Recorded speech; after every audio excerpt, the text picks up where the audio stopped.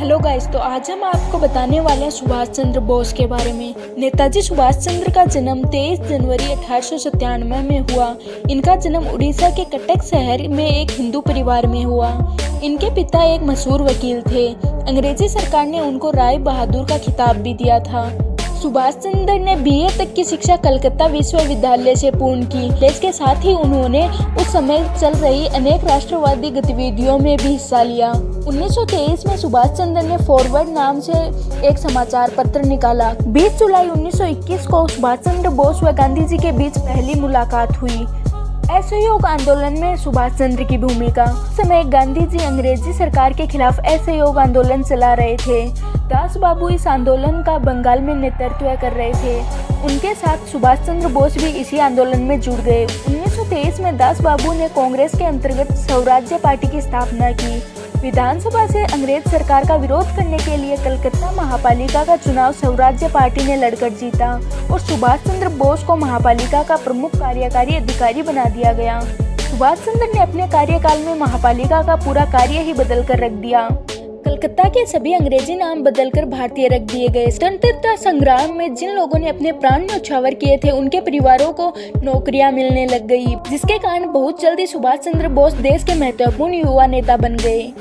लाहौर अधिवेशन में बोस की भूमिका। पंडित जवाहरलाल नेहरू की अध्यक्षता में लाहौर में कांग्रेस का वार्षिक अधिवेशन हुआ, जिसमें पूर्ण स्वराज्य की मांग को स्वीकार कर लिया गया और रात्रि 12 बजे 26 जनवरी को संविधानता दिवस के रूप में मनाया जाने का निर्णय किया गया।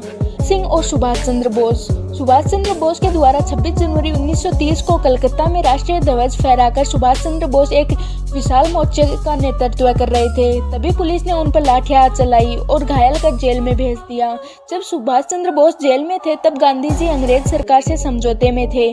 तब गांधी जी ने अंग्रेज सरकार से समझौता किया और सभी कैदियों को रिहा करवा दिया, लेकिन सरकार ने भगत सिंह जैसे क्रांतिकारियों को रिहा कराने से साफ मना कर दिया। बोस चाहते थे कि इस समय गांधी जी अंग्रेज सरकार से किया गया समझौता तोड़ दें, लेकिन गांधी जी ने ऐसा नहीं किया। अंग्रेज सरकार अड़ी रही और भगत सिंह को फांसी दे दी गई। भगत सिंह को न बचा पाने के कारण सुभाष चंद्र बोस कांग्रेस के तरीकों और गांधी जी से बहुत ज्यादा नाराज हुए। सुभाष चंद्र बोस को कारावास। अपने सार्वजनिक जीवन में सुभाष चंद्र बोस को कुल 11 बार कारावास हुआ है। सबसे पहले उन्हें 16 जुलाई 1921 में 6 महीने का कारावास हुआ। 1930 में सुभाष चंद्र बोस कारावास में ही थे, तभी उन्हें कोलकाता का महापौर चुना गया। इसलिए अंग्रेजी सरकार उन्हें रिहा करने के लिए मजबूर हो गई। हीरापुर कांग्रेस का अध्यक्ष पद।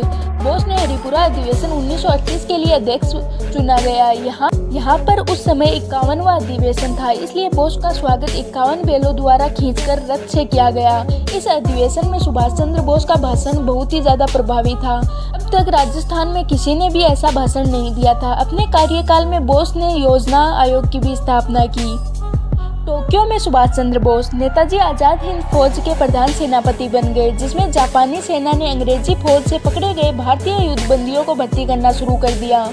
एशिया में नेताजी ने अनेक भाषण दिए। उन्होंने कहा कि तुम मुझे खून दो, मैं तुम्हें आज़ादी दिलाऊंगा, अर्थात स्वतंत्रता बलिदान चाहती है। अपनी सेना को प्रेरित करने के लिए उन्होंने दिल्ली चलो का नारा दिया। इसके साथ ही सुभाष चंद्र बोस की सेना ने अंडोबार निकोबार द्वीप भी जीत लिए।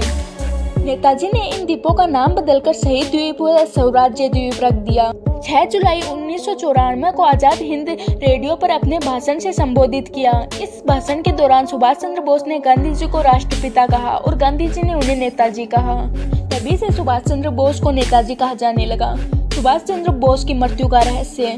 द्वितीय विश्व युद्ध के दौरान जापान के हार के बाद नेताजी को एक नया रास्ता ढूंढना था। उन्होंने रूस से सहायता मांगने का प्रयास किया। 18 अगस्त 1945 को नेताजी हवाई जहाज से मंचूरिया जा रहे थे। इस सफर के दौरान वो लापता हो गए और उसके बाद कभी दिखाई नहीं दिए। 23 अगस्त 1945 को टोक्यो रेडियो ने बताया कि नेताजी जिस विमान से आ रहे थे, वह विमान दुर्घटनाग्रस्त हो गया है और वहीं पर सुभाष चंद्र बोस की मृत्यु हो गई है। सुभाष चंद्र बोस का अंतिम संस्कार ताइहोक में किया गया, जिनकी अस्थियां जापान की राजधानी टोक्यो के रकोजी मंदिर में रख दी गई। बाद 2 आयोग द्वारा स्वतंत्रता के पश्चात इसकी जांच की गई, जिसमें यह पता चला कि नेताजी दुर्घटना में नहीं मारे गए। इसके बाद 1999 में तीसरा आयोग बनाया गया, जिससे यह पता चला कि कोई विमान दुर्घटनाग्रस्त हुआ ही नहीं था।